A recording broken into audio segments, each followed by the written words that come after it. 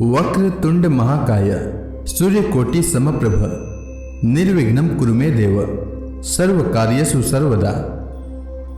हमारे देश में गणेश जी की कई लोक कथाएं प्रचलित हैं, जिन्हें सुनकर हम सभी बड़े हुए हैं। कुछ कथाएं तो ऐसे हैं जिन्हें हर व्रत में सुननी चाहिए, जिससे व्रत निर्विघ्न सफल हो। आज की कहानी गणेश जी की बहुत ही प्रसिद्ध कहानियों में से एक है, पर इस कहानी को पूरी श्रद्धा भाव के साथ सुनना चाहिए। इससे गणेश जी महाराज प्रसन्न होकर सभी मनोकामना पूर्ण करते हैं। तो आइए श्रवण करते हैं गणेश जी की कहानी। प्राचीन समय की बात है।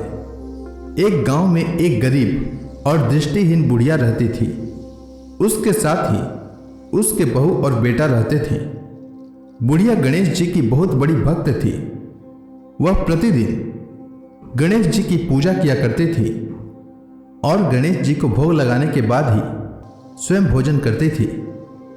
एक दिन उसकी पूजा से प्रसन्न होकर गणेश जी उसके सामने प्रकट हुए और बोले, बुढ़िया माँ, तू रोज मेरी पूजा करती है, इसलिए तू जो चाहे वह मांग ले। बुढ़िया ने कहा, मैं क्या मांगू, मुझसे तो मांगना ही नहीं आता।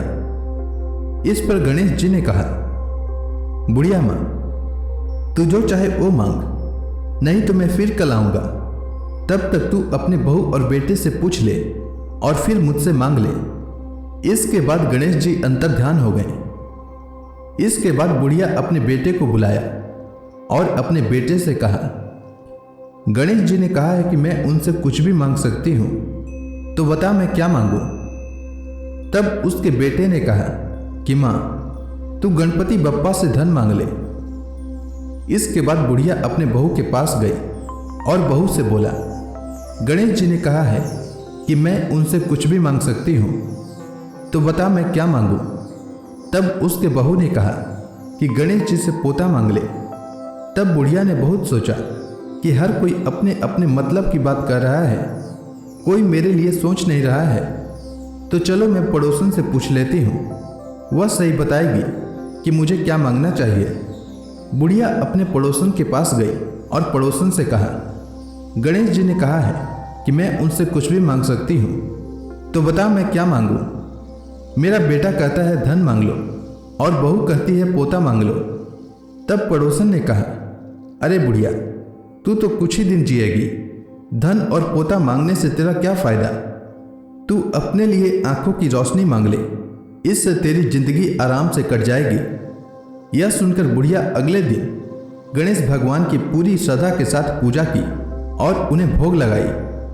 तब गणेश जी फिर से प्रकट हो गए और बुढ़िया से फिर कहा, बुढ़िया माँ, बता तुझे क्या चाहिए।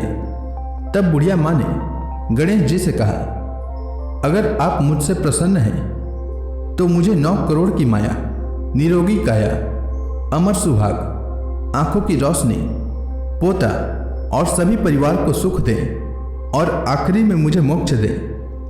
यह सुनकर गणपति बप्पा ने कहा, बुढ़िया माँ, यह सब मांग कर तुमने तो मुझे ठग लिया, लेकिन वचन के अनुसार जो तुमने मांगे हैं वह सब तुझे मिलेगा।